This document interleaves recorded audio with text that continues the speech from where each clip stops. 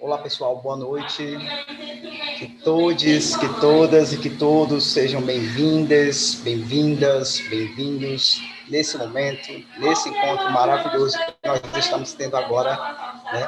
Uma parceria maravilhosa do IBRAT e CATS, né? Que são duas instituições hoje representativas no Brasil e que lidam diretamente com a população e a política das transmasculinidades.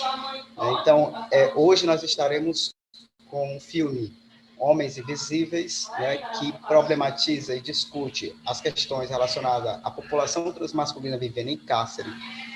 E logo mais nós teremos um debate maravilhoso, né, com vários participantes discutindo e problematizando essa questão tão importante, tão rica, né, para todas as pessoas transmasculinas, principalmente, vivendo no Brasil. Então, mais uma vez, sejam todos e todas bem-vindos, bem-vindos e bem-vindas. O IBRAT agradece, nós acreditamos nessa luta, o CATS agradece e acredita também nessa luta. E assim fica o meu abraço, me chamo Duncan, coordenador nacional do IBRAT, e é um prazer imenso estar com vocês nessa noite, né, dialogando uma política extremamente importante e que tem tido muito silenciamento, que é a política de cárcere em relação à população transmasculina no Brasil. Gratidão mais uma vez e uma boa programação. Forte abraço, pessoal.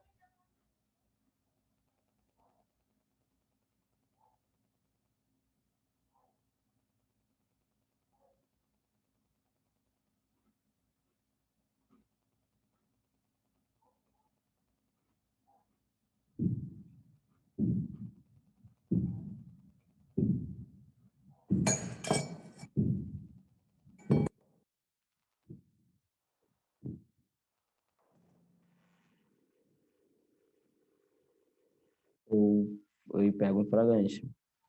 Aí eu fui abordado, no caso, os policiais abordaram. Para aí, isso aqui, isso aqui. Vamos botar a mão para trás, tal.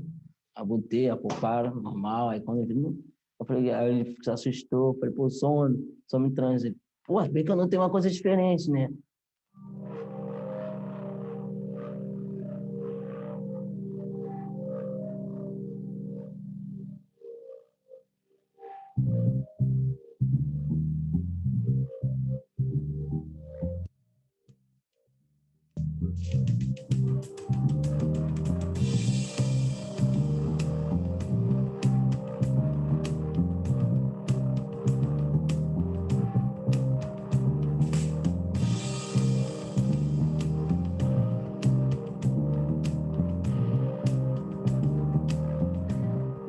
Me chamaram para ir para uma boate. Então, vou curtir. Eu fui, só que eu saí 5 horas da manhã para poder trabalhar. Eu vi 2 rapazes vindo atrás de mim. Começaram a me bater e tinham me confundido com 2 rapazes que tinham assaltado. Aí depois eu falei, não, eu sou menina, para amenizar a situação. Mas acho que por causa do preconceito, piorou mais a situação, me bateram mais ainda. Nisso eu falei com ele, já que fui eu, chamar a polícia. Só que aí chegou 2 meninas e falaram que eu não tinha nada a ver com isso. Aí acho que eles ficaram com medo da situação, porque tinham me batido, tinham feito besteira, e continuaram com a acusação para me botar um pouco de medo. Aí eu acabei indo para a penitenciária. Eles pensaram que eu era homem, os polícia, né? Então me agrediram também, fiz até corpo de delito, essas coisas. Eu só senti o cano do revólver na minha testa. Aí o cara já me jogou na parede. Cara, foi muito complicado, porque eu estava muito assustado. Eu fui preso pela GOP, né? Grupo de Operações Especializadas. E aí eles assim, os homens num lado e as mulheres pro outro. Aí, né, eu fui pro lado dos homens. Tava escuro, eles não estavam conseguindo me enxergar direito.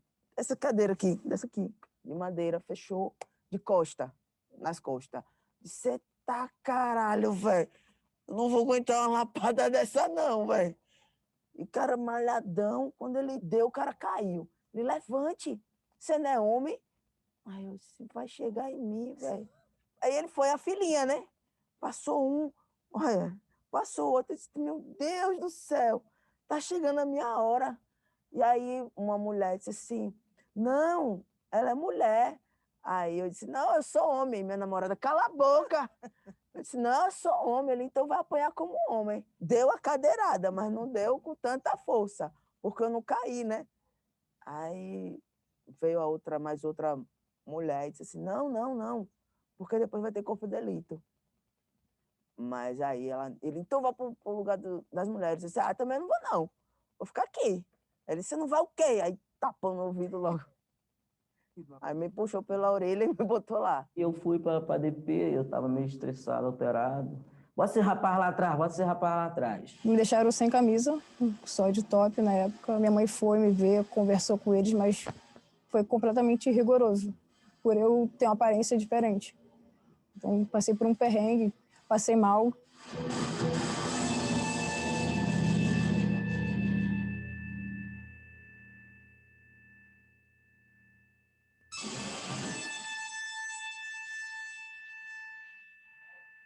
Quando eu entro ali, a primeira coisa que me incomodou profundamente, a revista. Essa é a hora que... Eu até debati com a guarda porque eu queria ser revistado sozinho, porque eu não me sentia à vontade de tirar a roupa na frente de outras meninas. É um espelho, né, que coloca embaixo debaixo de você, e você tem que abaixar. E ainda, para ver se não tem nada dentro de você. Ainda falei, pô, senhora, olha para minha cara, acho que vou botar alguma coisa dentro de mim. Não quero saber, você é igual aqui, você é igual a todas as outras pessoas aqui. Pode abaixar 10 vezes, vai! A delegada, na época, você ficava deitado e ela ficava em cima. Aí qual a cor da minha calcinha? Azul, pau. Preta, pau. Vermelha, pau. Você falava todas as cores e apanhava do mesmo jeito. Não me deram oportunidade de falar. Só consegui falar na minha primeira audiência, que foi depois de 8 meses. Aí a juíza conversou comigo, com a tal vítima, viu que não tinha pé nem cabeça a história da vítima. Aí me deu a oportunidade de ter audiência de defesa, que foi que minha testemunha foi e eu consegui ser liberado.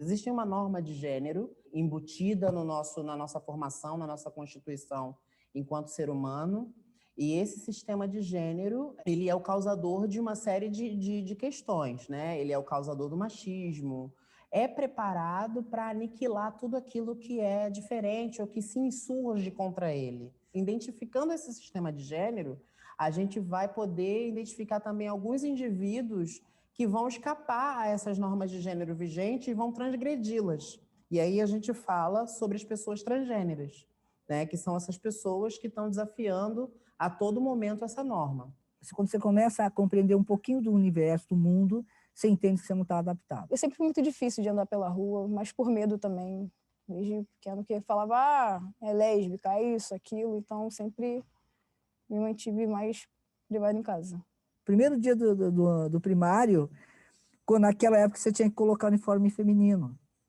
E a minha mãe foi me colocar aquele uniforme. Eu falei, não vou colocar esse uniforme. Ela falou, você vai colocar, você é uma menina. Então, aquele momento foi um grande trauma para mim. Eu fui entender a minha transexualidade de forma muito dura quando a própria sociedade, aquela sociedade no interior, veio me dizer que eu não podia ser quem eu sou. Muitas mulheres e homens trans e travestis acabam saindo da escola justamente porque não aguentam a pressão, não aguentam a transfobia. Então, assim, foi muito forte a pressão em cima de mim, mas eu aguentei firme e consegui chegar à universidade. O atendimento no sistema prisional, ele é agravado por conta de uma dicotomia que se estabelece entre o que é saúde e o que é segurança, o que é justiça nesse espaço. Como é um espaço que ele foi projetado para privar as pessoas de liberdade, todos os outros direitos eles acabam sendo secundários. E a saúde não está diferente disso, não é diferente de educação, de cultura, de lazer. Então, primeiro se prende, se priva, e aí depois se busca outras alternativas para manter as pessoas vivas. Invariavelmente, as pessoas que estão privadas de liberdade, elas foram privadas também de outros direitos e de outros bens ao longo de sua vida. Então, é claro que a gente vai ver essa figura marginalizada, que é a pessoa transgênera, dentro desses dispositivos de controle. Um dos dispositivos poderosos de controle é o sistema carcerário, né? Ele serve para dizer quais são os corpos que estão sancionados ou não, entre outras coisas. É inacreditável o que tem de homens trans na cadeia. Na minha cela tinha 2, do lado uns 3, assim. O corpo transgressor, ele está sempre esperando que algo vá acontecer, né? De que ele vai estar dentro desse espaço algum dia, né? Essa é uma experiência minha. Eu fui presa, eu já passei pelo sistema prisional.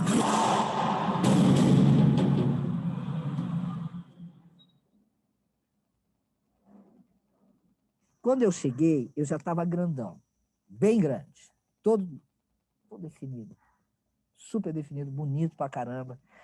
As meninas que estavam presas, elas não sabiam que eu era um trans. Elas achavam que eu era um agente. Por isso que todo mundo ficou quieto.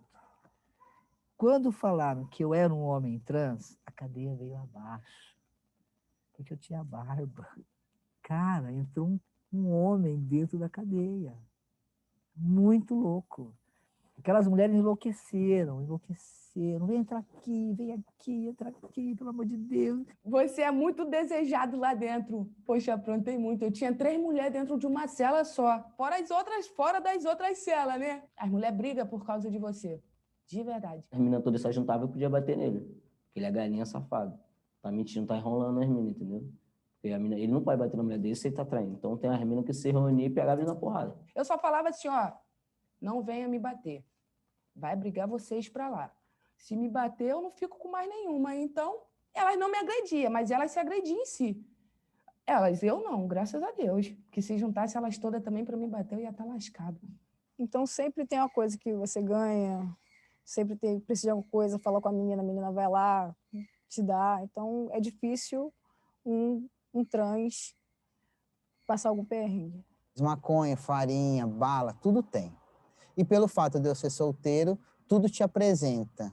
As meninas te mandam querendo você, na verdade, para te conquistar.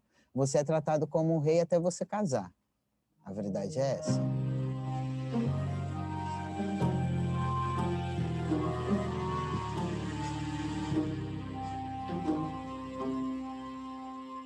Aí eu acabei ficando com uma mulher lá, que era a maior bandida, a mais bonita, porque era uma questão de sobrevivência também, porque eu não sabia nem lidar com as coisas, não sabia falar, não sabia me portar. Então eu fiquei com ela 2 meses, deixei ela separada, só ficava na visita. Só que chegou um ponto que eu queria muito ter um relacionamento mais sério com ela. Aí foi no Ano Novo, eu escrevi uma carta para ela, dizer que gostava dela mesmo, queria ficar com ela, levar ela de mundão, como a gente diz lá dentro. É o mundo aqui fora. Porque lá a gente está... A vida lá dentro é a vida lá dentro, aqui fora é outra coisa. Então muita gente não mistura essas coisas. Vamos viver aqui, daqui acabou. A gente preferiu levar mais adiante. Foi muito chocante para a cadeia toda. Nós paramos o presídio. Por quê? Porque eu ando igual homem. Eu sou homem. Eu me sinto homem. E ela anda de bermudão, de roupa. Então, para as outras pessoas, ela é sapatona dentro da cadeia. Ela é o cara. Vamos botar, ela é o cara.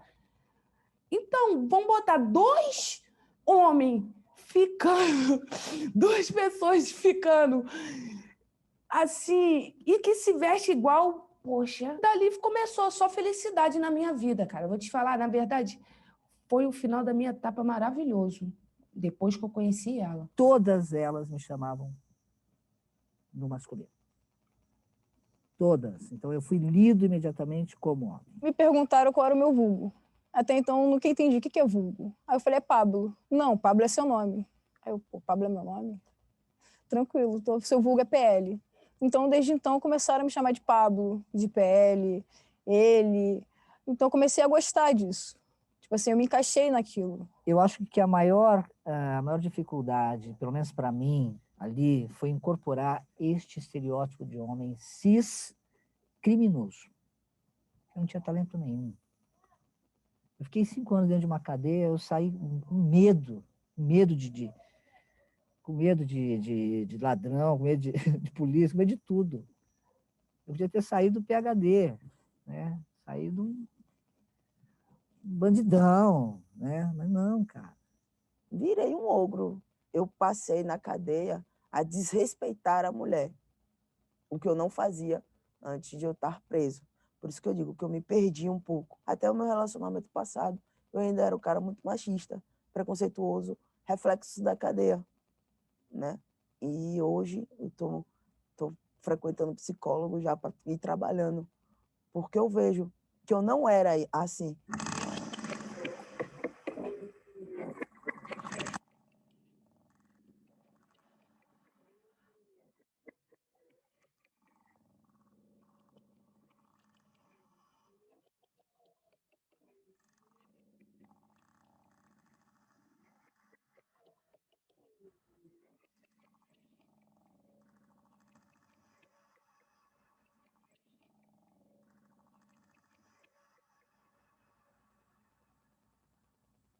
Tortura é a ideia que tem alguém sistematicamente te produzindo uma dor e um sofrimento intenso, que pode ser tanto a nível físico, quanto a psicológico ou moral. O sistema como um todo já pode ser caracterizado como tortura. Isso vai se pormenorizando dentro das estruturas de opressão que a gente tem no extramuros. Então, pessoas com deficiência física vão sofrer uma opressão extra, mulheres vão sofrer uma opressão extra, negros sofrem a opressão que eles sofrem no extramuros, já são um grupo privilegiado para entrar. Além de tudo, vão sofrer mais danos psicológicos durante o processo, porque eles são mais agredidos, e elas, uma repressão em relação a a orientação sexual e também a estética de quem entra nesse presídio, que é muito pautado nessa ideia de que mulher tem que ser doce, feminina. Não, quem respeita a gente é as presas, as guardas não. Por elas é ela e pronto, e daí? Vai sair daí, parta pra cima, passa o portão pra cá. O sistema me via como uma menina. Quem é você? Sou o Pablo. Não, você não é o Pablo.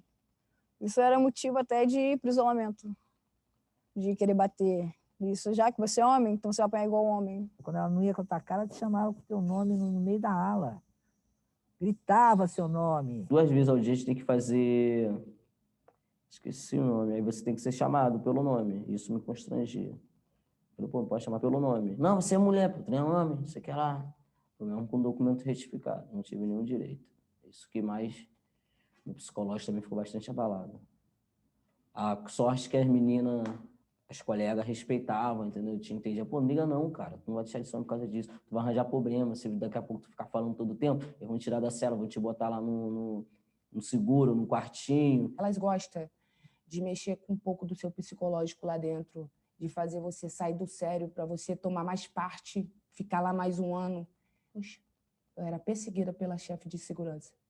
Um dia ela cismava, entrava, abria a cela, botava o coletivo todinho, vamos botar 45 mulheres dentro da cela, em posição de confere por causa de mim, por causa de eu parecer muito com homem.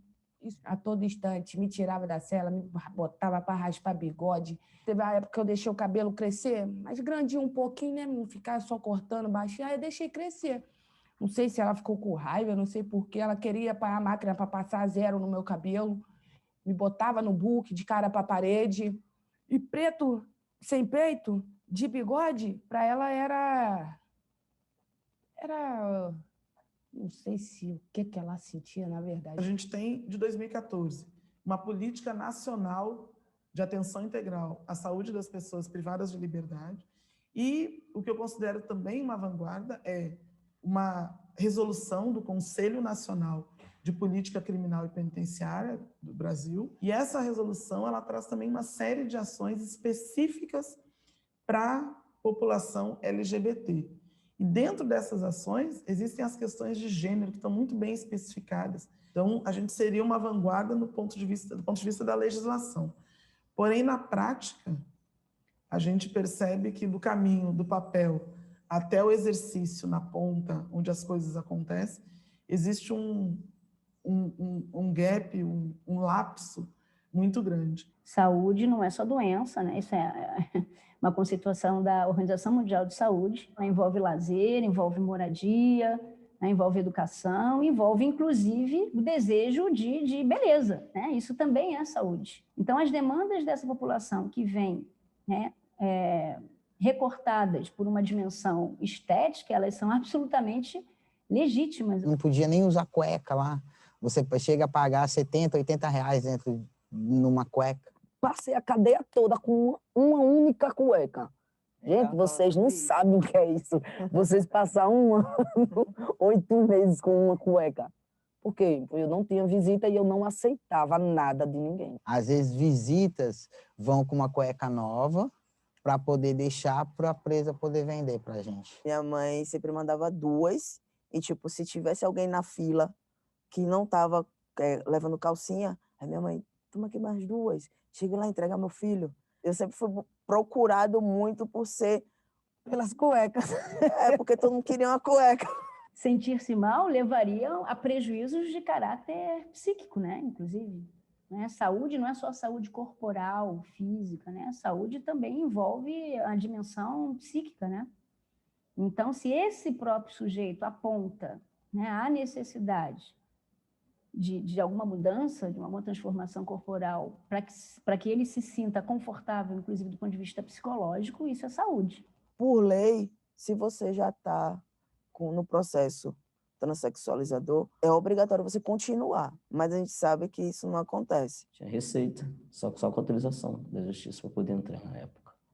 Então eu não tomei meus hormônios, não tomava meus hormônios. Porque você acaba tendo fluxo. Isso é o que mais incomoda nós homens. Então o hormônio ele trava. Então era uma vergonha para mim. Eu me sentia super mal, entendeu? A gente toma um hormônio que, tipo, mexe com todo o nosso corpo e que a gente precisa de um acompanhamento. E a saúde não está nem aí. O sistema não está nem aí. Ele está privado da liberdade, mas ele não está privado dos direitos que ele tem. E no sistema cárcere privado tem que ter, sim, um apoio. Não tem porquê.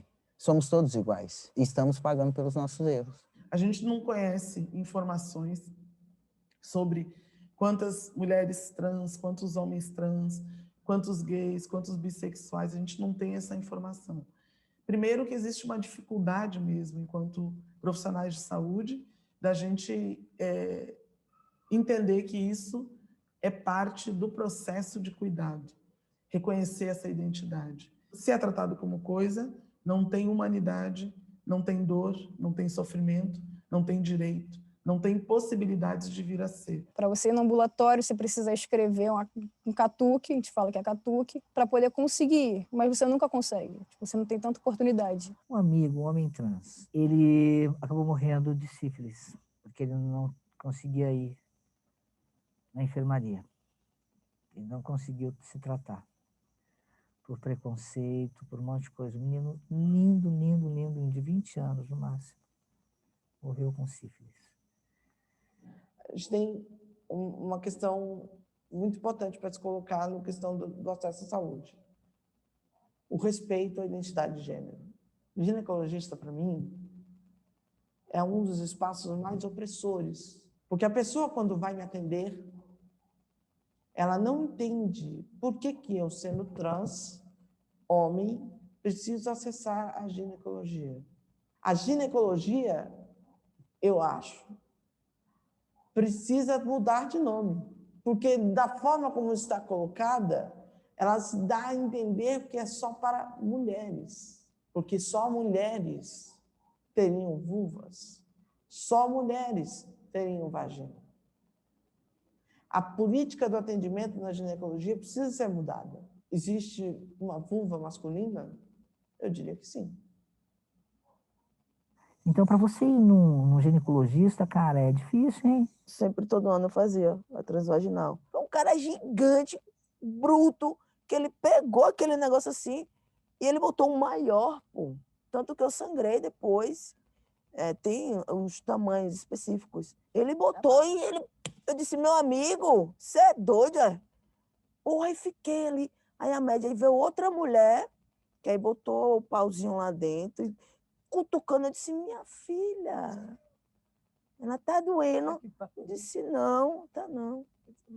E aí, pô, ela foi, arrancou e puxou de vez. Aí ela, por que você não avisou que estava menstruada? Eu disse, porque eu não estava.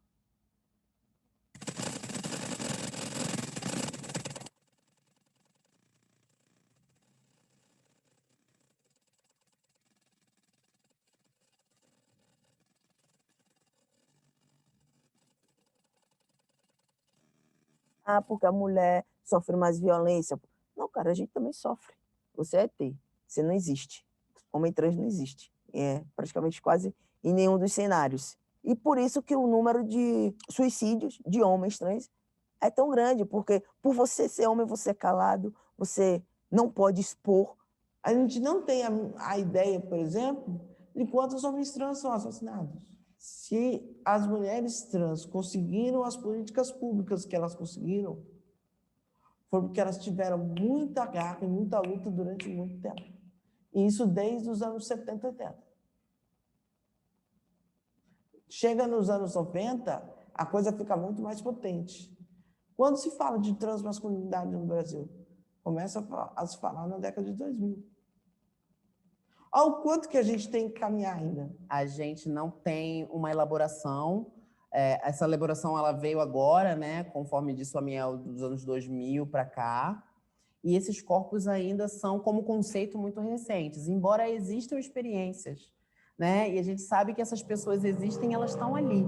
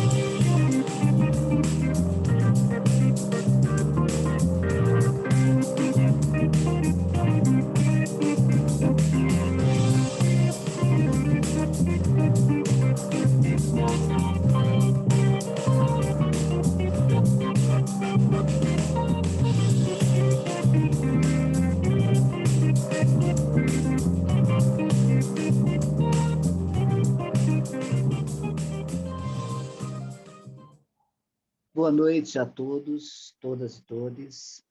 Eu sou Léo Moreira Sá, ator, dramaturgo, jornalista, designer de luz e cofundador do CATS, Coletivo de Artistas Transmasculinos, e sou também um egresso do sistema penitenciário brasileiro.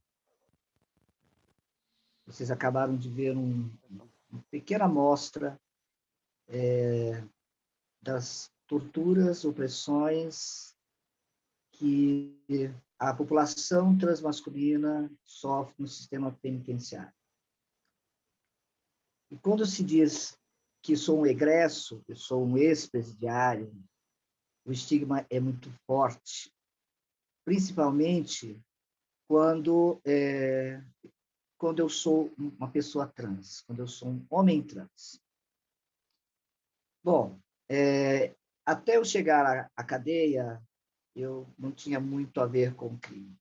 Por isso que eu quero falar um pouco da minha vida pregressa, porque sempre aparecem, né, nas manchetes, na mídia, homem trans, aconteceu isso, a mulher travesti assassinada, e como que era a vida dessas pessoas antes, né?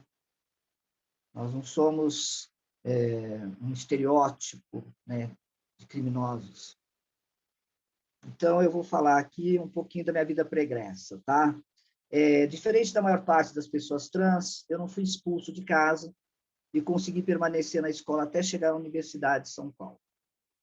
Fui ativista do movimento estudantil, fiz parte dos 2 grupos pioneiros que fundaram o movimento LGBTQI+, no Brasil, que foi o grupo Somos e o grupo ALF, Ação Lesbo Feminista. Eu fui baterista da lendária banda de punk rock dos anos 80, Os Mercenários, tenho muito orgulho disso. Gravei os 2 discos da banda, que foram relançados em 2015 na Inglaterra. E esse ano ainda será lançada uma coletânea na Espanha. Depois que a banda acabou, eu fiquei muito sem chão, os meus problemas identitários começaram a se acirrar, e eu comecei a trabalhar, eu consegui abrir um café expresso na Faculdade de Direito do Largo São Francisco, eu ganhei o edital, fiquei 4 anos lá no centro acadêmico, desse cafezinho, e tudo que eu ganhei, eu investi numa casa noturna, a Circos, que era na área nobre do Jardim, ali no Jardim Paulistano, na Rua Augusta, entre Alameda Franca e a Itu. Foi um sucesso. Durante 6 meses, foi um sucesso a casa noturna. Só que eu comecei a usar cocaína e beber todos os dias. Léo, querido, só te interrompendo um pouquinho, porque não está passando ainda no YouTube. Está só com probleminha técnico.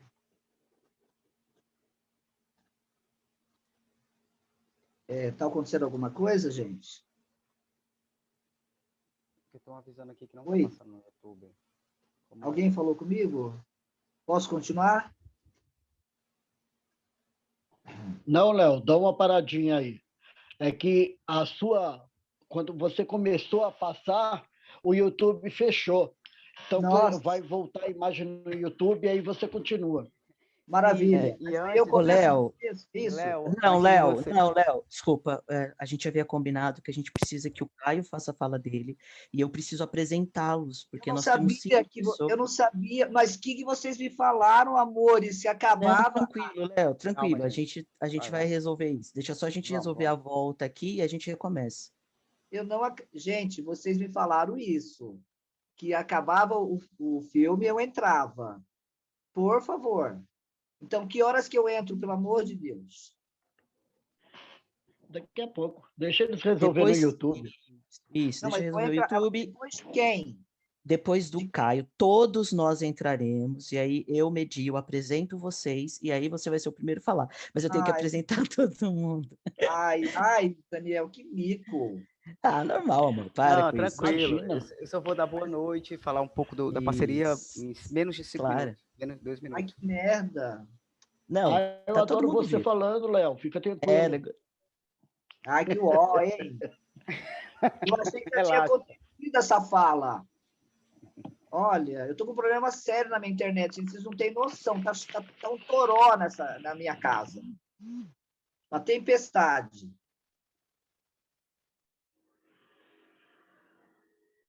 Eu adorei o fundo.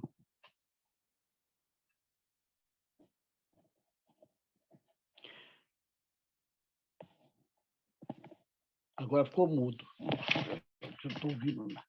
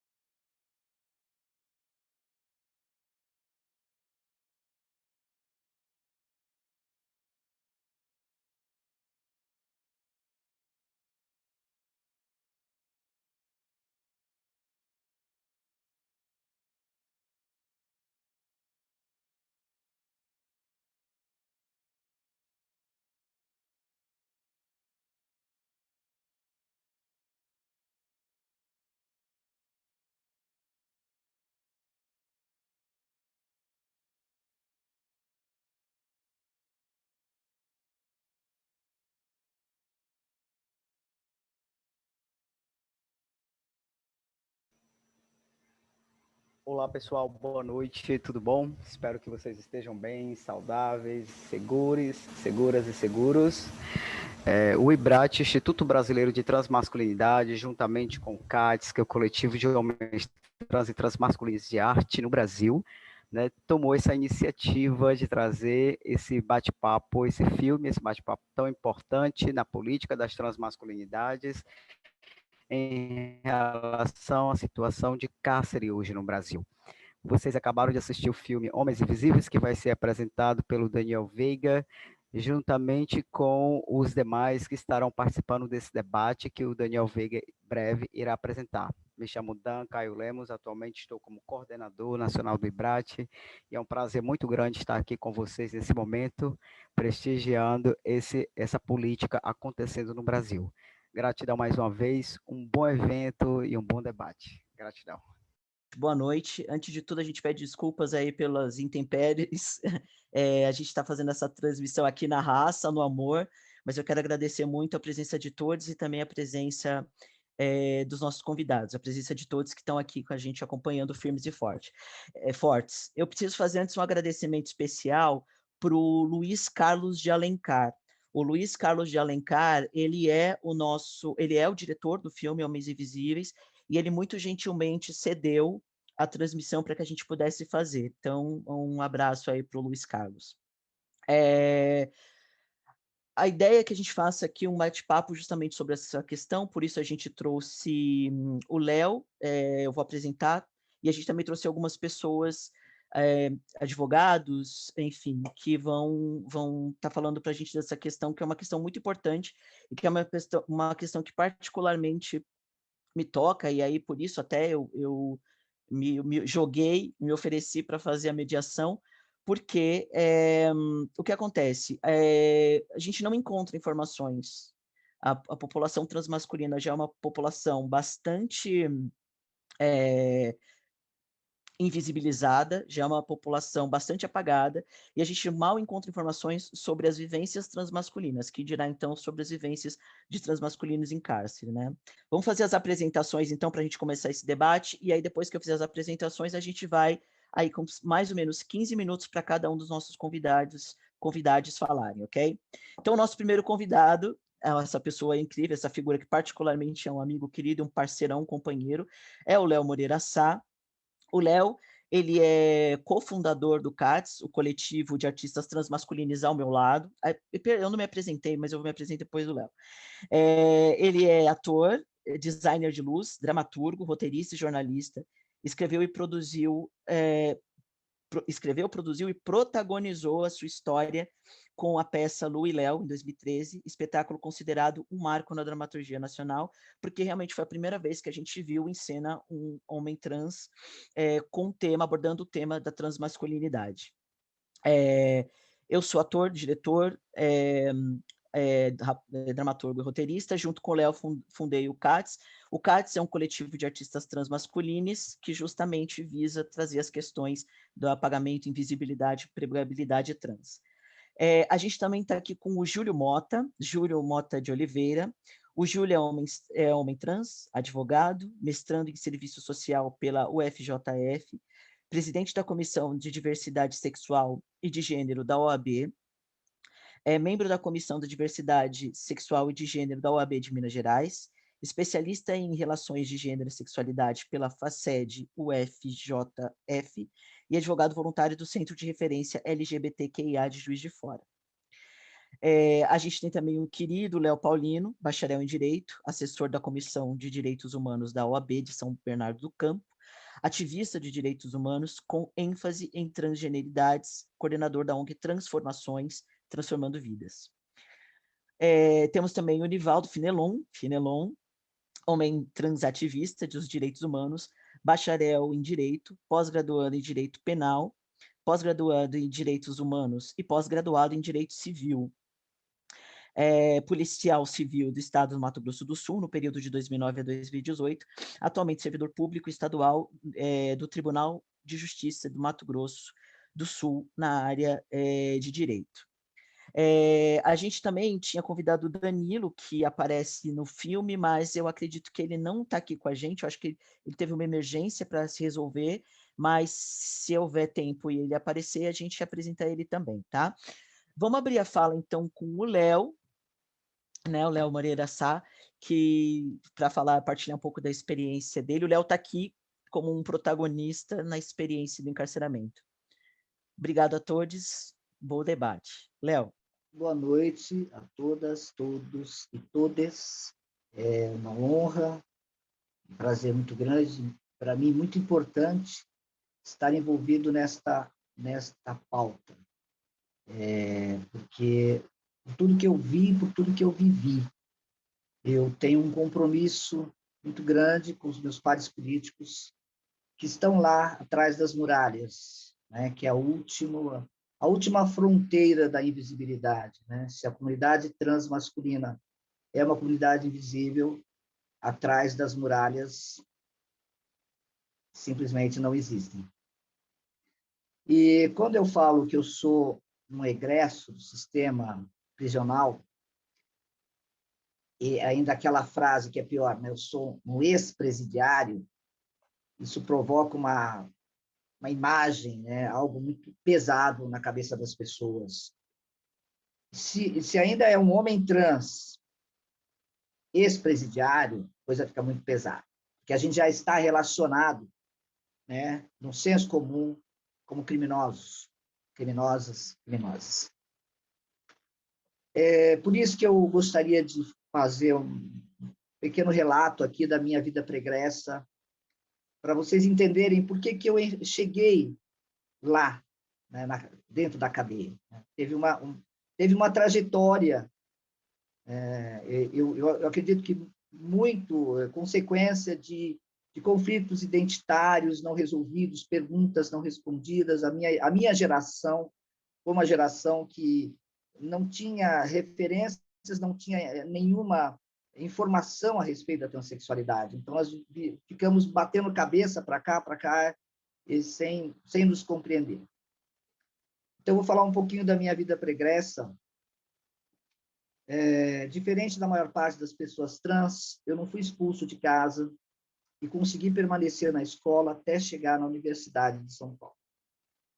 Eu fiz Ciências Sociais na Universidade de São Paulo. Fui ativista do movimento estudantil, fiz parte dos 2 grupos pioneiros que fundaram o movimento LGBTQI+, no Brasil, que foram o Grupo Somos e o Grupo ALF, Ação Lésbica Feminista. Fui baterista da lendária banda de punk rock dos anos 80, Mercenários. Eu tenho muito orgulho de ter sido feito parte. Gravei os discos da banda, os 2 discos que foram relançados em 2015, na Inglaterra. Inclusive, esse ano está para ser relançado na Espanha.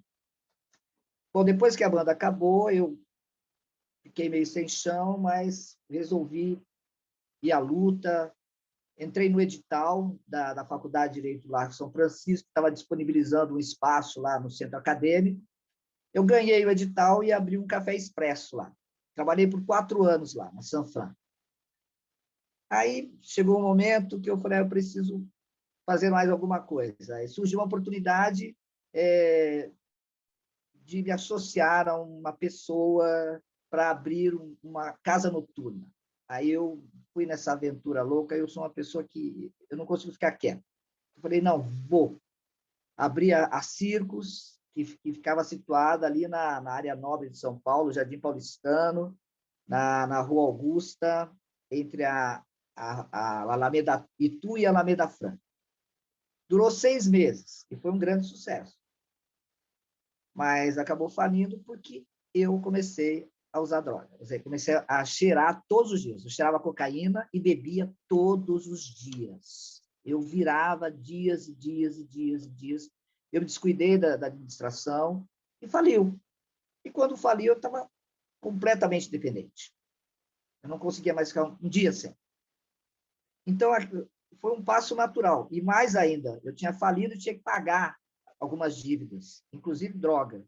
Então, foi um passo natural para mim, naquele momento, eu entrar no comércio. Comecei a passar por uns amigos, aí vieram os amigos dos amigos, depois amigos dos amigos dos amigos, virou uma bola de neve. Chegou no momento que eu não consegui mais sair. Eu era um usuário exagerado. Eu não conseguia mais viver sem. Bom, aí o que aconteceu? Eu fui preso em 2004, fiquei até 2009. Bem, eu havia praticado o crime, mas eu não era do crime. Eu não conhecia o crime. Eu fui conhecer o crime dentro da cadeia e toda a violência e tortura institucional que o arcaico sistema carcerário brasileiro proporciona para aquelas pessoas que não importam para a sociedade capitalista branca, cis, heteronormativa.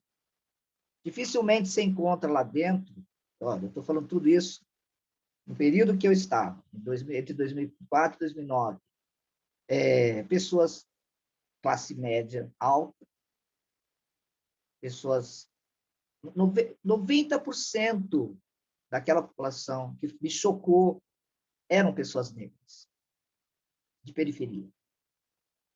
Então, é pobre, negro, pessoas trans, muitas pessoas transmasculinas lá dentro. Porque hoje até está se abrindo um mercado, veja, estou falando como alternativo, um mercado de profissional de sexo para pessoas transmasculinas. Naquela época, não.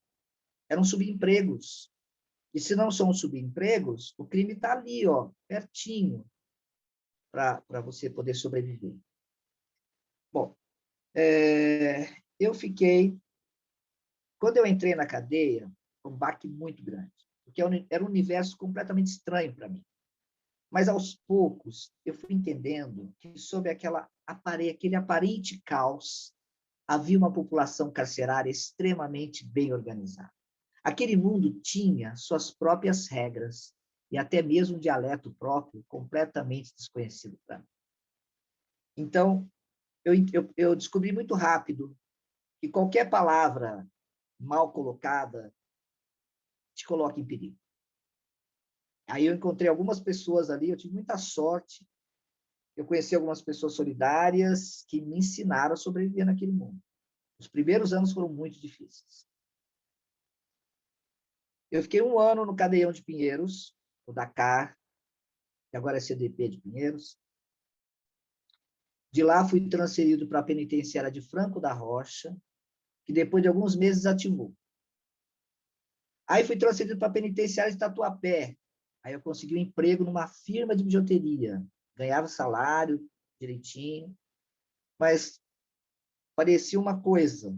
Passaram alguns meses, desativou. E eu fui para a penitenciária feminina de Santana. E lá eu consegui alguma estabilidade emocional, porque eu me tornei professor. Me tornei professor de ensino fundamental. E foi um grande... não foi só o trabalho, mas assim, a relação que eu conquistei com aquelas pessoas que não eram do meu universo foi incrível, foi gratificante, foi maravilhoso, sabe? Então, teve uma parte muito ruim, mas teve uma parte também assim extraordinária, sabe? Porque eu não teria outra oportunidade de ter contato com aquelas pessoas, e pessoas de todo mundo. Eu conheci pessoas, porque muitas, inclusive, né, de outros países acabam entrando com droga, tal, e encontrei alemãs, enfim, várias pessoas, várias outras culturas, né? Então eu tive contato até com tailandeses. Bom, eu fiquei 1 ano, então foi isso. Aí, quando eu me tornei professor, eu fui aos poucos conseguindo encontrar o caminho da saída, né?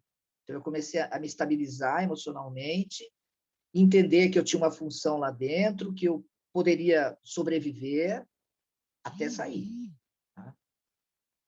Bom, sobreviver por anos do fogo cruzado, sob a vigia constante de agentes do governo, preparados para nos eliminar psicológica e fisicamente, e as regras rígidas, intrinsecamente LGBT-fóbicas do crime, de fato, foi meu maior desafio e também minha maior conquista. Hoje, as vivências do cárcere são a matéria-prima da maior parte das minhas obras artísticas. Não é só o tempo que é subtraído da vida da pessoa presa no Brasil. São subtraídos também todos os outros direitos que não deveriam ser retirados. o direito a uma habitação digna, o direito à educação e ao trabalho, o direito à saúde. Esse, inclusive, é o mais dificultoso para pessoas transmasculinas, por todos os interditos institucionais e sociais que esse micro-universo compõe. O direito ao nome social, ao vestuário condizente com a identidade de gênero autoconcebida, assistência médica integral e hormonal, acesso à educação e ao trabalho remunerado, são as pautas pelas quais precisamos lutar por nossos pares políticos que estão lá, atrás das muralhas, na última fronteira da invisibilidade, em privação de liberdade. Contem comigo nessa luta. Muito obrigado, IBRAT, por abraçar essa causa. Obrigado, os advogados queridos aqui, né, o Paulino. Eu tenho certeza que agora a gente consegue construir uma forma, uma ponte para chegar até lá e melhorar a vida deles. É isso. Obrigado, Léo. Muito obrigado pelo seu depoimento. Eu acho que ele é importantíssimo, assim. Pena que o Dano está com a gente também, né? Não pôde estar, mas você, como a única pessoa que passou por essa situação aqui do grupo, é precioso, assim. É precioso contar com a tua vivência, é precioso contar com a tua parceria, e assim, eu fico muito feliz que a gente tenha se encontrado na vida mesmo. E que isso esteja virando arte, né? Que coisa linda, tá virando arte. Aí. Amor, parceiro, amor. Querido. Também vou pedir agora então a palavra para o Júlio. Júlio. Boa noite, Olá, boa noite. A todas e todos e todes. Eu fico muito emocionado com o relato de experiência do Léo e também de todos os outros meninos que participaram do documentário, Homens Invisíveis. Eu acho que não caberia nome melhor, né, para relatar a experiência da população transmasculina ainda no cárcere, né, que se a gente for falar de interseccionalidade, se a gente for falar de coisas que pioram a vivência das pessoas transmasculinas, a gente ainda conta com o cárcere, né, que já é difícil para todo mundo, imagina para nós, pessoas trans. Lógico que a minha experiência enquanto advogado tem outro olhar do cárcere, né? Não é a mesma que o Léo, que esteve lá né, num regime de privação de liberdade, que eu não consigo nem imaginar o que seja, como é essa sensação, porque eu admito que das poucas vezes que eu entrei na penitenciária, só de eu ter entrado na penitenciária e estar lá, né, como advogado, eu não passava por uma revista íntima, que já é a primeira coisa que é uma violência, né?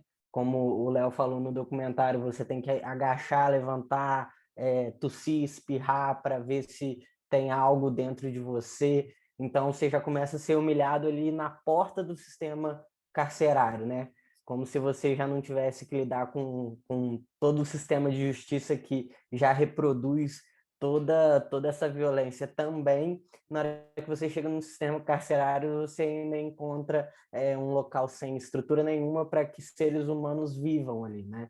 Ninguém quer reintegrar aquelas pessoas de fato para a sociedade. Na verdade, o cárcere nada mais é do que uma marginalização das pessoas, né? As pessoas que são reintegradas à sociedade após o cárcere, acho que podem ser consideradas até sortudas de certa forma, porque não é o que acontece com a maior parte das pessoas, né? O documentário ele me toca muito, porque uma coisa que é comum no relato de todos os meninos é o relato da truculência policial, né? Do desrespeito à dignidade da pessoa humana, dos desrespeitos que levam à desumanização mesmo, de você pegar aquelas pessoas que estão cumprindo as penas privativas de liberdade e tirar delas a situação de ser humano mesmo, né? Isso já é feito com as pessoas que estão no cárcere, isso já é feito com as pessoas trans, isso já é feito com as pessoas deficientes, isso já é feito com as pessoas negras, que é reduzir a pessoa a nada, né? Porque quando a pessoa é reduzida a nada, aquela pessoa não tem direito, porque ela não é uma pessoa. Então, uma violência institucional que ela só vai sendo reproduzida cada vez mais, assim, né?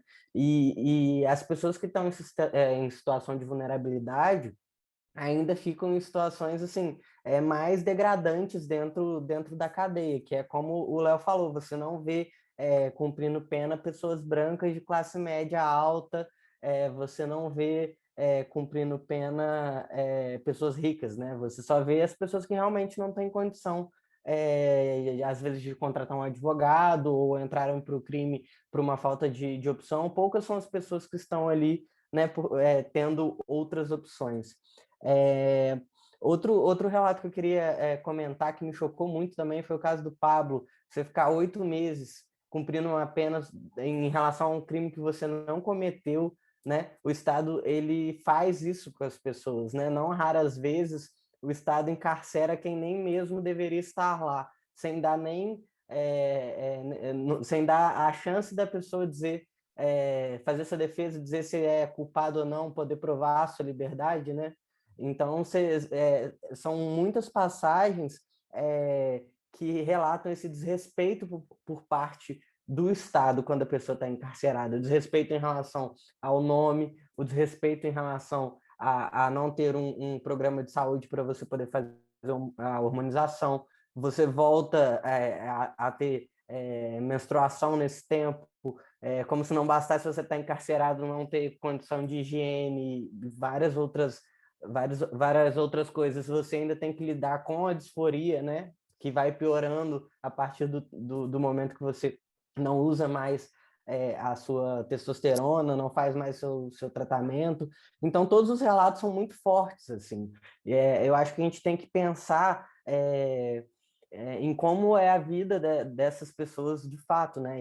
E dar muita atenção para o lugar de fala de pessoas como o Léo, que trazem para a gente como elas se sentiram lá dentro, né? Porque a gente falar de fora, somos mero observadores, né? Não quer dizer que às vezes o nosso ponto de vista condiz com a realidade de fato, assim, né? Outra coisa que eu queria comentar é que normalmente a gente diferencia a ideia de justiça do cumprimento da pena, né? A gente coloca a justiça como algo soberano, então a justiça vai determinar como um criminoso deve ser culpabilizado pelo que ele fez, pela atitude criminosa dele. Mas aí, quando a gente vai falar do cumprimento da pena, a gente esquece que o cumprimento da pena nada mais é do que a justiça aplicando a sanção. Então, a gente pega a justiça, que teoricamente é algo bom, né? Está fazendo justiça, joga o encarcerado dentro do sistema carcerário, e o que no início era fazer justiça, vira a desumanização e a injustiça completa, porque as pessoas simplesmente são reduzidas a nada, como o Léo falou lá dentro. Então, eu acho que a gente tem que bater muito de frente, de dizer assim, é isso que é justiça? Submeter as pessoas a esse tipo de realidade. Essa é a justiça que a gente quer para o nosso país, para a nossa sociedade. Isso não só em relação às pessoas trans, mas em relação a todas as pessoas encarceradas, né? Parar de fazer essa subdivisão, como só o sistema carcerário fosse algo separado do sistema de justiça, sendo que, na verdade, são coisas que andam juntas, né? Já falando de um outro tema, do outro tema proposto aqui para a gente, que é o processo que foi julgado, mesmo que, né, de forma antecipada agora, como uma tutela, né, provisória, o ministro do Supremo, Luiz Roberto Barroso, determinou que presas transexuais e travestis possam escolher em qual estabelecimento prisional elas vão cumprir pena, no sentido de estabelecimento feminino ou masculino. tivemos uma reunião na semana passada, inclusive isso se tornou uma pauta das nossas discussões. E por que isso é tão importante para a gente? Porque essa ação, né, a arguição de descumprimento de direito fundamental, foi ajuizada pela ABGLT em 2019, é a DPF 527, para quem tiver curiosidade, e ela inicialmente falou só das mulheres trans. A decisão que foi dada agora pelo ministro adicionou as pessoas que se identificam enquanto travestis. Só que em momento nenhum fala-se em homens trans. A gente vê que dentro do movimento LGBTQIA+, o T está bem lá embaixo. Aí, quando você chega no T, tem as mulheres trans, depois vem as travestis, depois somos nós. Os homens trans são os mais invisibilizados de todos. A gente não vê quase nada sendo falado sobre homens trans, a gente não vê produção acadêmica de homens trans sobre homens trans. A gente pouco vê registros de ocorrência que, por exemplo, diga a identidade de gênero, né? Normalmente, homens trans são vistos como sapatões masculinizadas, né? A caminhoneira. Então, assim, as nossas identidades simplesmente não existem. E aí, uma das discussões que a gente teve essa semana era exatamente se a gente deveria lutar também, né, para que os homens trans fossem incluídos nessa mesma decisão, né, que essa decisão seja ampliada para nós, porque pelo princípio da isonomia, pelo princípio da igualdade, né, o mesmo preceito que foi aplicado às mulheres trans e travestis também deve ser aplicado para a gente, né? É importante ressaltar que se uma mulher trans ou uma travesti for para o presídio masculino, ela deve ficar numa área em separado, né? Então, se a gente usa o princípio da isonomia, o princípio da igualdade, pegando a decisão do ministro Barroso, nós também, a partir do momento que nós nos tornamos encarcerados, a partir do momento que nós somos recolhidos, privados da nossa liberdade, nós também temos o direito de dizer se queremos ou não cumprir pena num estabelecimento prisional masculino ou feminino. E aí uma das discussões que sempre vem mas Júlio, é muito pior a prisão masculina, né? Você pode ser estuprado, você pode sofrer com vários outros tipos de violência, assim como as mulheres trans sofrem. O ambiente masculino normalmente é muito mais agressivo do que o ambiente feminino. Bom, se você me perguntar a minha opinião pessoal, eu escolheria ir para o presídio feminino, por entender, de acordo com a minha vivência, que mulheres entendem muito mais sobre transgeneridade do que homens, até mesmo pela própria criação e pelas determinações sociais, mas, ao mesmo tempo, eu não posso defender que outras pessoas que pensam diferente de mim não possam fazer escolhas diferentes, né? Eu acho que isso é uma coisa muito importante para a gente ressaltar quando a gente faz essa leitura. Não é que eu estou dizendo que homens trans deveriam ir para cumprir penas nas penitenciárias masculinas. Muito pelo contrário, se eu pudesse dar um conselho, enquanto advogado, opinião pessoal, eu diria, olha, cumpra sua pena num presídio feminino. Apesar de ter várias outras discussões em relação a você estar num local que não é o seu, porque você é um homem, apesar de ter a questão de banheiro, de ter várias outras questões que são envolvidas nisso, o meu receio era muito maior em relação à vulnerabilidade dos nossos corpos mesmo, que são tratados como lixo, né, principalmente pelos homens. Então essa seria a minha opinião pessoal, mas a gente tem que pensar muito sobre a nossa opinião pessoal e sobre o que a gente defende enquanto regra geral, né? A regra geral deve atender a maior parte das pessoas, né? O interesse da maior parte das pessoas. É importante dizer também que a gente tem que pensar que quando a gente fala da população carcerária e dessa escolha, a gente não está falando só de gênero, só do respeito do nome, só do respeito das condições básicas, mas a gente está falando também das condições de afeto dentro do cárcere, né? Porque hoje as pessoas que já estão dentro do cárcere já criaram relações de afeto também. Então, como a gente faz uma determinação que seja única, obrigando essas pessoas por exemplo, o que teve de decisão do STF. A gente não pode obrigar uma mulher trans ou travesti a ir para um presídio feminino. Tem que ser algo da vontade dessas pessoas, né? A pessoa tem que dizer o que ela quer. Eu vou trazer um exemplo para vocês de prática minha, e peguei uma pesquisa que saiu na revista Exame também para exemplificar para vocês o porquê da minha opinião e da minha posição enquanto advogado, de defender que as pessoas têm que ter o direito de escolha ao cumprir a sua pena restritiva de liberdade, né? E a gente não tem que defender o que a gente... só o que a gente quer, né? Só o que a gente entende. Quando eu estava fazendo uma assessoria voluntária para um homem trans, ele queria muito servir o exército, muito. E eu, pela minha vivência, pela minha aversão ao militarismo, eu fiquei pensando assim, esse menino tá maluco. O que esse menino quer servir o exército? Pelo amor de Deus, esse seria o último lugar que eu iria, né? Tanto é que eu só fui fazer meu alistamento militar quando eu fui obrigado, porque eu fiz uma prova e eu precisava de ter o meu documento de dispensa, porque senão também eu não teria ido lá, não.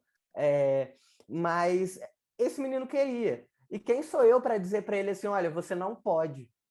Se eu digo isso para ele, mesmo que de forma protecionista, tentando protegê-lo de algum tipo de violência que ele possa sofrer diante de um ambiente machista, quanto o exército, eu estou determinando sobre o corpo dele, sobre a vida dele, estou fazendo tudo aquilo que a gente reclama que a sociedade faça com a gente.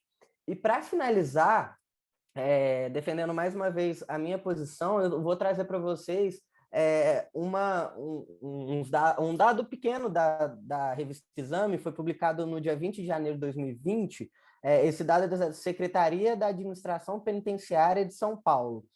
Segundo esses dados de 2020, 869 pessoas trans estavam no sistema prisional de São Paulo.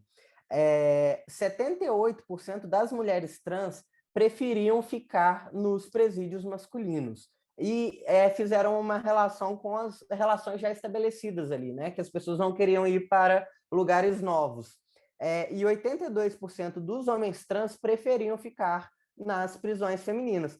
Só que, ainda que a maior parte dos homens trans prefiram ficar nas penitenciárias femininas, a gente tem que pensar naqueles que não querem, aqueles que querem ir para as prisões masculinas e, assim como o Supremo decidiu em relação às mulheres trans, nas prisões masculinas também deve ter um espaço destinado para homens trans cumprirem as suas penas restritivas de liberdade de acordo com a sua identidade de gênero. Com isso eu encerro minha fala e agradeço muito pelo convite e pela oportunidade de estar aqui com vocês. A gente que agradece imensamente, Júlia, a sua participação. Eu acho que o que fica mais latente da tua fala, assim, é o quanto realmente há um apagamento das nossas identidades, né? Então é engraçado não, é terrível, na verdade, que tudo que você fala só reforça o quanto a gente é apagado, invisibilizado, a ponto de não ser considerado, né? Nem mesmo nas medidas aí que precisam ser tomadas pelo Estado. Mas a gente agradece muito a tua participação. Vamos chamar agora o Fenelon, e aí depois a gente encerra com o Léo Paulino, que está aqui com a gente também. Querido Léo Paulino. Olá, pessoal. Boa noite a todos, todas e todos. Eu sou o Nivaldo Fenelon, aqui do Mato Grosso do Sul. É um prazer estar aqui com vocês nessa noite de sábado, falando acerca deste assunto que é muito importante para as pessoas, né, e principalmente para os homens trans do Brasil, né? Hoje, nós não temos assegurados pela Constituição Federal um local de encarceramento, né? No artigo 5º da nossa Constituição Federal, está escrito assim: que a pena será cumprida em estabelecimentos distintos, de acordo com a natureza, idade e sexo do apenado. Então, a Constituição Federal, ela só separou as pessoas de acordo com a idade, né? Ou seja, menores de idade e maiores de idade, né? Separados, sexo, homens e mulheres, e também a natureza do crime, né? Então, os crimes mais leves, pessoas que cometeram crimes mais leves ficam num lugar, pessoas que cometeram crimes hediondos em outros lugares. Tudo bem, né? Essa Constituição foi feita em 1988, só que hoje nós estamos em 2021 e essa situação, ela continua, né? Eu fui policial civil no período de 2009 até 2018, até 2017. 2018, 2017, por aí. E era uma coisa que eu sempre ficava pensativo, né, quanto a isso. Porque eu ia muito, lógico, né, pela parte de fora das celas, né? Então eu via a situação, eu via como que funcionavam as celas masculinas e as celas femininas. E uma coisa que nós temos que ter noção, tendo em vista o tamanho do Brasil, as estruturas, tanto das penitenciárias, que geralmente as pessoas elas vão para as penitenciárias depois, né, que o crime já tem, que a pessoa já é sentenciada por um juiz, e tanto nas delegacias de polícia, porque quando a pessoa comete algum delito, ela vai para uma delegacia de polícia, né, quando é o caso dela ficar presa, e ela fica lá às vezes até que o juiz dê a sentença. Então, por exemplo, numa delegacia de polícia não tem estrutura nenhuma, geralmente tem uma cela só, ou tem duas celas, e aí o delegado separa lá, uma cela vai homem, outra cela vai mulher. Quando tem 3 celas, joga uma cela para homem, outra cela para mulher, outra cela para menor de idade. Então, e onde que a gente encaixa um homem trans?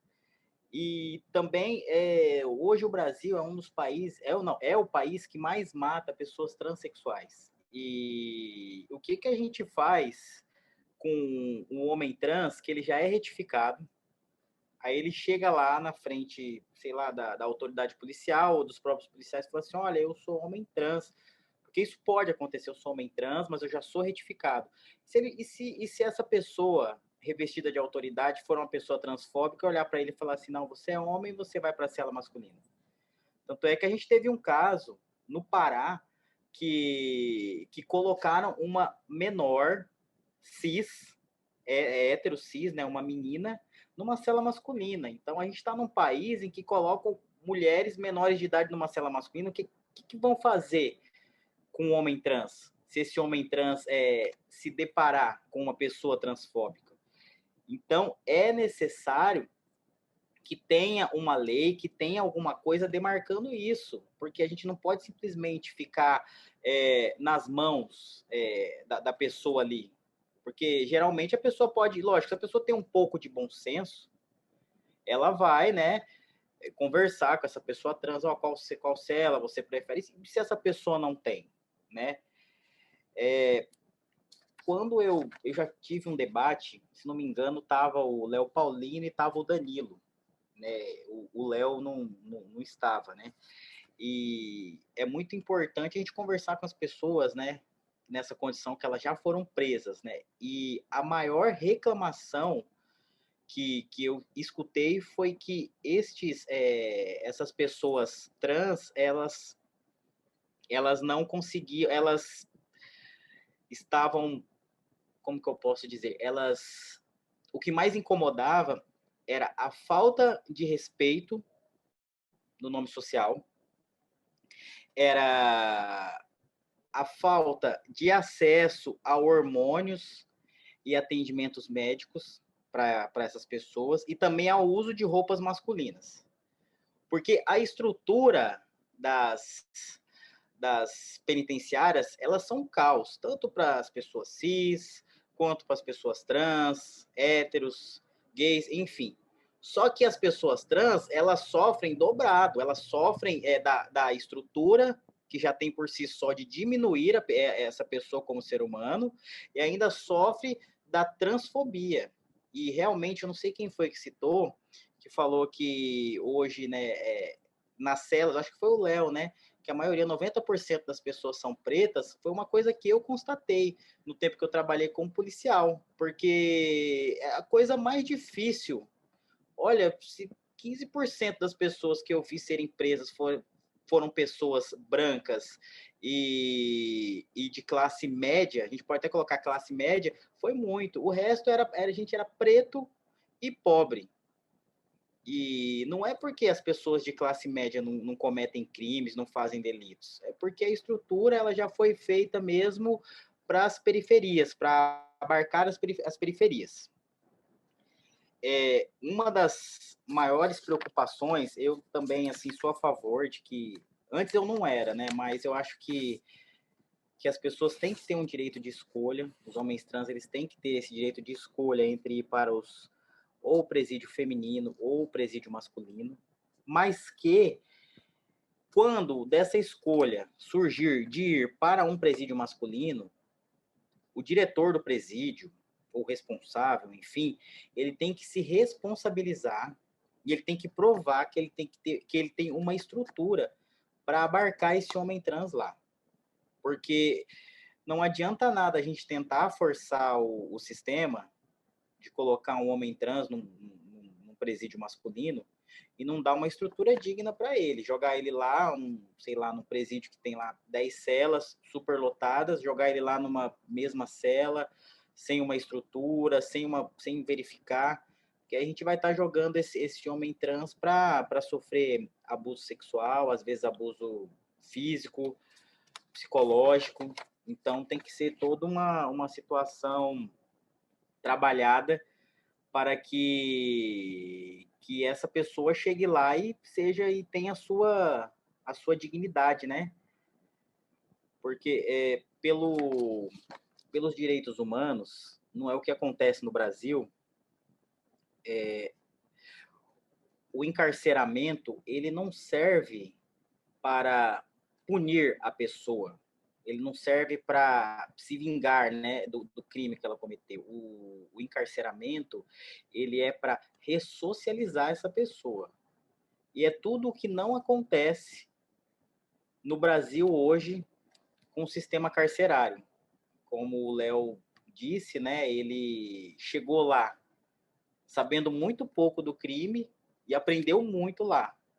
Então, tem que haver realmente uma política de ressocialização dessas pessoas e de estrutura. E quanto às pessoas trans, tem que sim estar no papel uma lei, uma demarcação sobre o respeito do nome social, sobre o acesso, o tratamento hormonal, o tratamento compatível, né, de hormônios, enfim, psicológicos para esse homem trans. E também tem que ser permitido o uso de roupas masculinas, né? Os meninos falaram, né? Tava aí no vídeo que para ele poder usar uma cueca tinha que ser humilhado. Então, realmente, essa estrutura, ela não tá legal, ela não tá batendo, porque um homem cis, quando ele é preso, ele tem o direito de usar cueca, de ter cueca, ele tem direito de ter uma visita íntima, ele é chamado pelo nome dele, o nome que ele se percebe, e o homem trans não. Então, além dele sofrer as mesmas mazelas que todas as pessoas sofrem no encarceramento, ele sofre ainda a transfobia institucional. E é isso. Obrigado, pessoal. Obrigado, Fenelon. A gente agora vai partindo para a fase final aqui da nossa conversa, chamar o Léo Paulino. Obrigado pela participação. Boa noite a todos, todas e todes que estão presentes. A conversa foi bem produtiva, já me economizou muita fala, né? Porque todo mundo aí já foi colocando os pontos mais importantes, de suma importância, e eu vou ter que modificar um pouco e falar um pouco do sistema. Eu sou um homem trans de 50 anos, ou seja, nasci em 1970 e me reconheci em 75, mais ou menos, e vivi em masculinidade esse tempo todo, sofrendo todas as opressões do sistema cisgênero, porque eu não quis me adequar ao sistema. Apesar do nome estar no feminino, eu sempre vivi na minha masculinidade e, por isso, não fui inserido em mercado de trabalho, não fui inserido em lugares nenhum e me acostumei muito cedo a ficar sozinho. Então, a violência fez parte da minha vida, desde os 5 anos até os 40, mais ou menos. E quando eu falo violência violência física intensa. Quase todo dia eu tinha que bater em alguém para me não apanhar, porque as pessoas queriam me bater de todo jeito. E dentro dessas violências, eu lembro que um dia a polícia me pegou também e me levou, né, dentro daquele corrozinho que era camburão. Camburão era o que era uma veraneio, né? E me levou lá para um quartinho, numa delegacia, no qual me algemou com as mãos nas costas e pendurou essa algema no vidro. Então eu fiquei bem mais alto, né? Assim, com as mãos aqui nas costas, assim, bem alto, na ponta de pé, durante um bom tempo, e o guarda fazendo roleta russa com uma 12 na cabeça. Ele fingia que colocava a bala, colocava na minha cabeça e apertava. Depois ele jogou um tubo inteiro de spray de pimenta no meu olho e falou que se eu quisesse lavar o rosto, poderia. Porque a pimenta, que depois que joga, né, se você lavar, as coisas pioram bastante. Mas a gente tem esse sistema, né? É muito mal feito, a nossa polícia ela é muito mal educada, ela é muito mal preparada e ela trata o cidadão como inimigo e não como cidadão. Essa militarização da polícia faz com que ela trate todos como inimigo, militar, o inimigo. Ele não trata como cidadão. Então, a gente tem esses abusos institucionais, estruturais, que vão, é óbvio, dentro dessa sociedade que admite esse tipo de polícia, se perpetuar dentro do sistema carcerário e também vai no sistema judicial e vai essa perpetuação. E eu queria lembrar de um livro do nosso querido Marcelo Ser, que é desembargador aqui em São Paulo, Sentenciando o Tráfico.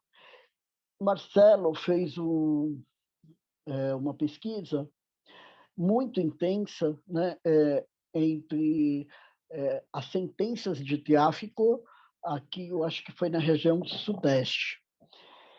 O que ele observa é que, o que a gente já sabe, tá, gente? Mas a gente precisa de dados, então as pesquisas são extremamente importantes.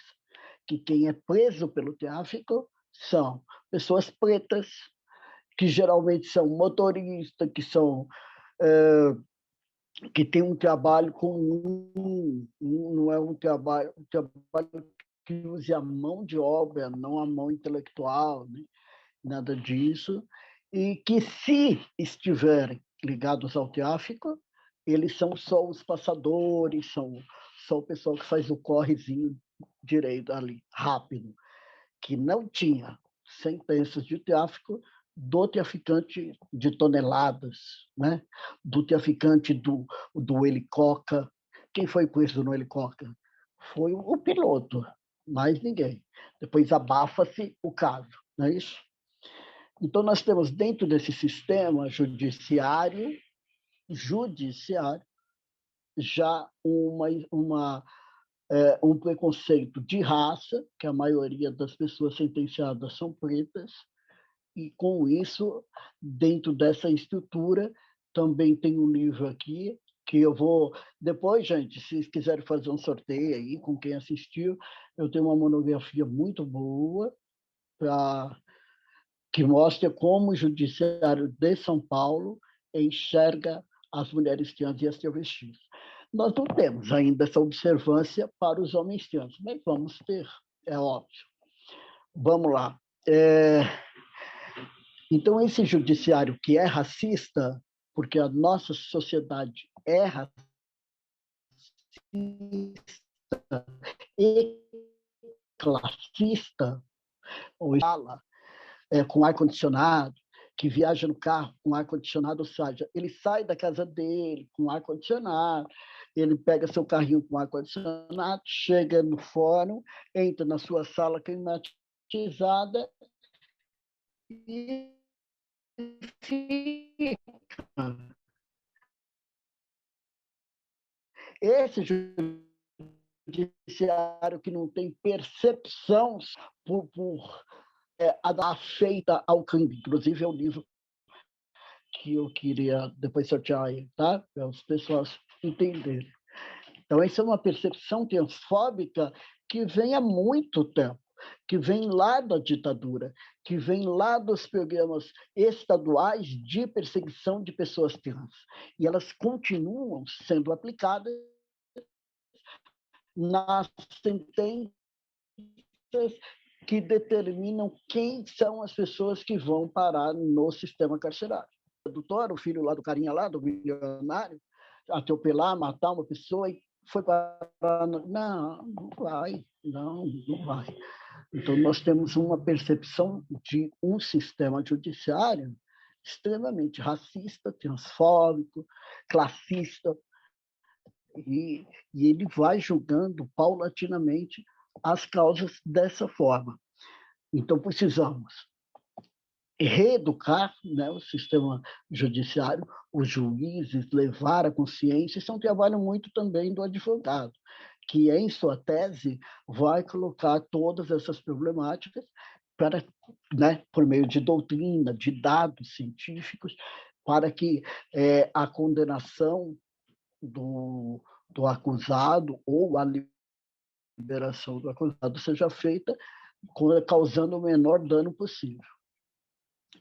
Outra coisa que eu queria lembrar, né, que a gente fala da cela masculina e da cela feminina, e os danos, nós observamos no documentário que os meninos, todos eles, falaram que é muito melhor estar na feminina. Inclusive, nós não temos aí relatos de homens trans em celas masculinas. E o que eu quero dizer com relação a isso? A violência, a escolha e a posição do STF. Eu tenho feito, quer dizer, minha sócia, né, a doutora Rebeca, que vocês conheceram, e a Raquel também, que vocês conheceram, e estivemos conversando, só foi a doutora Rebeca, com uma constitucionalista pós-doc, e que inclusive é amiga do Barroso. Ela disse sim, que é muito importante a nossa percepção, a nossa legitimação dentro da DPF. O que nós estamos correndo para fazer, né? Legitimar o IBAT enquanto parte num amicus curiae dentro da DPF. Então, ela disse o seguinte, que sim, ela entende toda essa problemática da escolha e que nós vamos colocar numa peça em separado para a BGLT e que ela, enquanto constitucionalista, pós-doc, escambau todo, disse o seguinte, que o STF, a posição do STF é sempre em preservar a vida humana, né?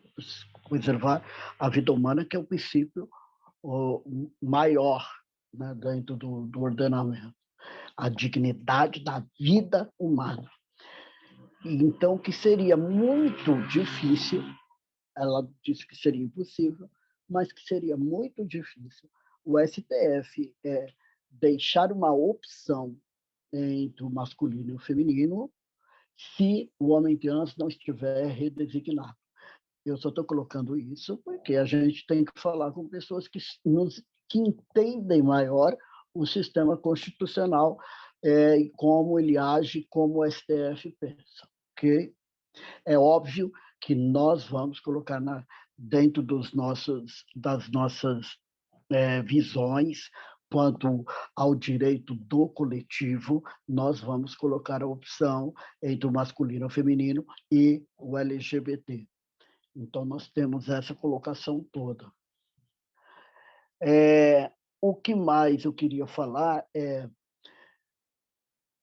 que nós observamos que aqui em São Paulo, eu queria o Léo Moreira, né, meu homônimo querido, ele sempre falou isso, quando eu estava fazendo a entrevista dele para o meu TCC, que trata justamente do problema que nós estamos falando agora. Então, sou um homem trans, buscando inclusão para homens trans, e já tinham feito esse trabalho, e já estou trabalhando com essa problemática desde 2017, né? Mas aí vai muita pesquisa e tem que debater tudo isso, mas desde 2017 que a gente está lutando com essa problemática da DPF 527. Então, lembrando o Léo Moreira, que citou, né, inclusive quando eu fiz a entrevista com ele para o TCC, ele diz, né, nós temos a Resolução 11 de São Paulo, a SAP 11, que dá esse direito dos homens trans e tal, né, não serem tratados lá com nome social, pessoa ter generalidade e tudo, que ela é de 2014. Então, veja só, a nacional, porque essa de São Paulo, ela segue a nacional, né?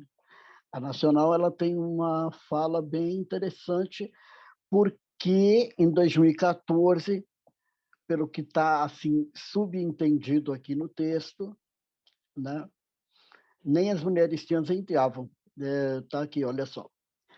O documento aprovado prevê, entre outras medidas, que travestis e transexuais, em privação de liberdade, têm o direito de serem chamados pelo seu nome social, de acordo com seu gênero.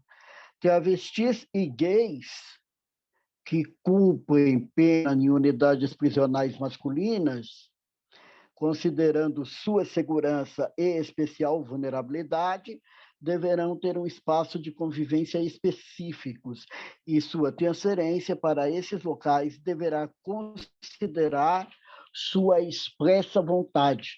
É o que nós estamos falando desde que nós começamos esse debate sobre a DPF, que nós precisamos optar pelos espaços.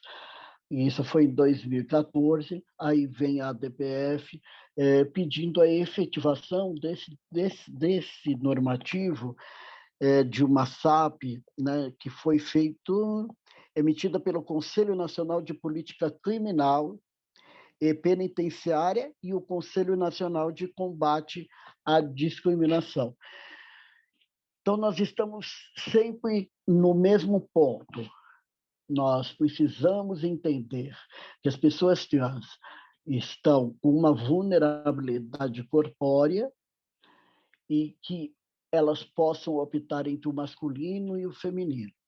As travestis e mulheres transexuais conseguiram por liminar esse direito de opção e a permanência e a inclusão de direitos femininos, cisgêneros, destinados às pessoas trans, né? A gente tem que pensar que as mulheres cis já tinham direito de ficar com o cabelo até o ombro, já tinham direito de usar sua vestimenta íntima e também de terem o absorvente e o controle de suas funções corporais. Como é o caso de pessoas trans, travestis e mulheres transexuais, o direito à continuidade hormonal.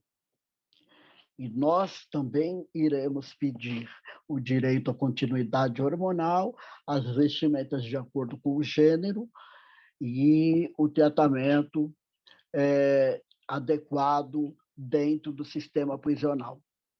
Porque nós observamos no filme que o desrespeito vem sempre do Estado, né? As que estavam, as parceiras, as companheiras que estavam dentro da cela mantinham o respeito ao gênero das pessoas trans. Quem desrespeitava era o Estado. Então, a cobrança efetiva nossa, enquanto militantes, ativistas de direitos humanos, é sempre buscar a atualização, a sensibilização dos agentes estatais para o tratamento dado às pessoas trans dentro do sistema prisional. Eu acho que nós já estamos aí, já bem definidos, os meninos que me antecederam foram extremamente pontuais e como é que se diz, inclusivos em suas falas. Nós completamos, então, agora a nossa visão sobre o quadro em sua totalidade. O sistema prisional carcerário é transfóbico, é racista, e nós precisamos pensar, que eu já estava me esquecendo disso, dentro dos pedidos, não só as pessoas em situação de sentença promulgada, mas também as pessoas em situação de condenação provisória, em recurso provisório. Eu esqueço a palavra, está na ponta da língua, tá bom? Que estão em prisão provisória, né? E as pessoas que estão nas celas das delegacias. Então, todas as espécies de cárcere deveriam estar contidas nesse nosso pedido, que eu creio que nós vamos abarcar todas elas, porque o cara trans, que não foi redesignado, se passar 3, 4 dias dentro de uma cela masculina, vai acontecer a mesma coisa que aconteceu com a menina lá do Pará, que a juíza, vocês estão entendendo isso, né? A juíza disse que ela não corria risco de estar dentro de uma cela masculina com 30 caras, né? Ela foi estuprada por todos eles durante muitos dias. Então, assim, para mim, eu creio que nós estamos aqui já finalizando em o entendimento dos direitos e a necessidade da implementação da nossa visão em frente aos nossos direitos dentro da DPF 527. E com relação ao vídeo do documentário, que é extremamente importante pela vivência dos homens trans no sistema carcerário, nós temos que aprender aonde estava a violação, né? Sempre ali o Estado violando, o Estado, a delegada batendo, as agentes humilhando, o policial espancando. A gente está vendo que o racismo e precisamos mudar esse quadro. Bom, feito isso, gente, muito obrigado pelo tempo, pelo espaço. E, por favor, eu estou fazendo um trabalho para as travestis no sistema prisional do CDP Pinheiros, que elas recebam atendimento odontológico emergencial. Então, quero pedir para todo mundo que está aí que procure a minha ONG nas redes, ONG Transformações, e, se possível, comprem um número da rifa para a gente comprar o material para fazer o tratamento das meninas lá no CDP. Tá bom? Muito obrigado. Obrigado, Léo. Gente, apesar da gente ter tido algumas dificuldades técnicas, eu acho que nada abala a importância desse encontro e a importância dessas falas, né? Então, um agradecimento especial ao Léo Moreira Sá, Léo Paulino, Júlio, ao Nivaldo, também ao Caio, né, que está aqui com a gente nessa parceria linda do IBRAT, e especialmente ao Enzo, ao Arthur e ao Benjamin, que ficaram aí nas transmissões, no suporte aqui, na correria para fazer a coisa funcionar. De alguma forma, funcionou, né? Então, agradeço a fala de todos. A gente vai deixar disponibilizado, se não me engano, depois da gravação original, porque a gente está transmitido pelo Zoom, embora a transmissão tenha ficado um pouco comprometida, né? Só veio o áudio, não foram as imagens. Aqui para a gente rolou tranquilo. Então, depois a gente vai disponibilizar a gravação original. E a gente agradece a presença de todos aqui, a presença de cada um que ficou com a gente até o final. Para a galera que participou. A gente não teve nenhuma pergunta em específico, a gente só teve alguns comentários, sobretudo o comentário aqui sobre a importância dessas falas, a importância desse momento, desse encontro, e a gente espera que depois, conta com vocês para que depois essa palavra seja espalhada e que a gente possa depois compartilhar esse vídeo e tudo mais. Obrigado, gente. Bom sábado, boa noite.